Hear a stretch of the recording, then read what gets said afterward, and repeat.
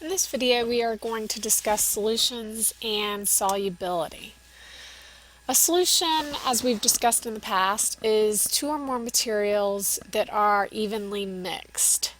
There are two parts to a solution. There is what is being dissolved, which is the solute, and what is doing the dissolving, which is the solvent.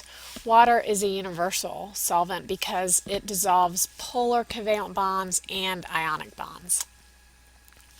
When we look at the dissolving process, we find that things dissolve in two ways depending upon whether they're ionic or polar covalence. Ionic compounds, remember, are bonds between metals and nonmetals. And when you put ionic compounds in water, they form what are called electrolytes. And electrolytes are charged particles or ions that conduct electricity. When salts or ionic compounds dissolve in water, they break apart or dissociate into ions. Sugar acts a little differently. It does not break apart. Instead, it gets surrounded by water molecules and it looks like it dissolves or dissociates, but it does what's called solvate, where water completely surrounds the sugar molecule. Soluble substances dissolve other soluble substances, and if something is insoluble, that means it does not dissolve. Solubility tells us how much solute dissolves in a given amount of solvent. So the solubility of sodium chloride, for example, is 1.38 grams that can dissolve in 1 milliliter of water.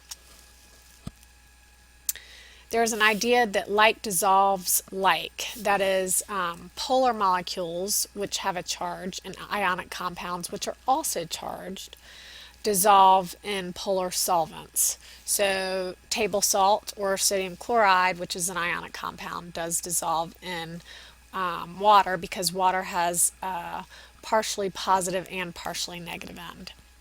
Nonpolar molecules will not dissolve in polar molecules, and remember, nonpolar molecules have no charge, so hydrocarbons are examples of nonpolar molecules.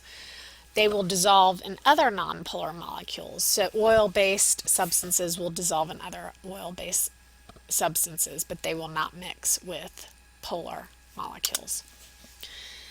Oil and water are what are called immiscible. They do not mix, and in lab you will mix different types of chemicals and determine what is immiscible and what. What variables increase the amount of solute that will go into the solvent?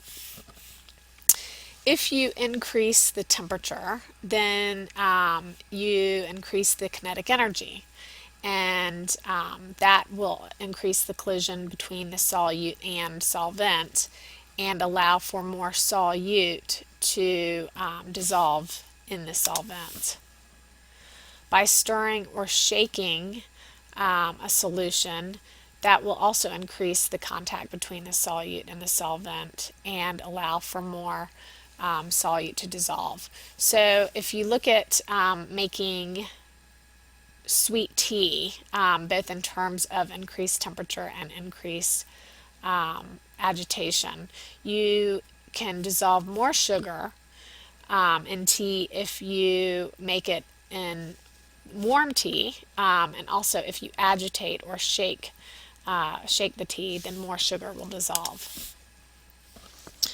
Also, another way to increase the amount of solute that will go into solvent is by increasing the surface area. So if you were to put a cube of sugar into tea, then it would act differently than if you were to put granulated sugar into tea. Granulated sugar increases the surface area so that more sugar molecules come in contact with the solvent, and therefore more more sugar will dissolve in that solvent. How does temperature affect solubility? Well, it acts differently depending on whether you're dissolving gases or solids.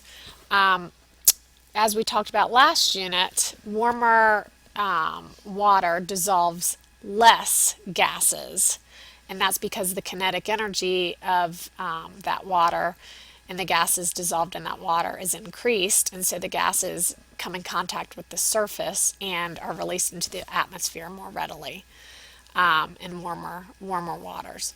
So if you left a cold can of Coca-Cola out, then after a day or less, that Coke would be flat.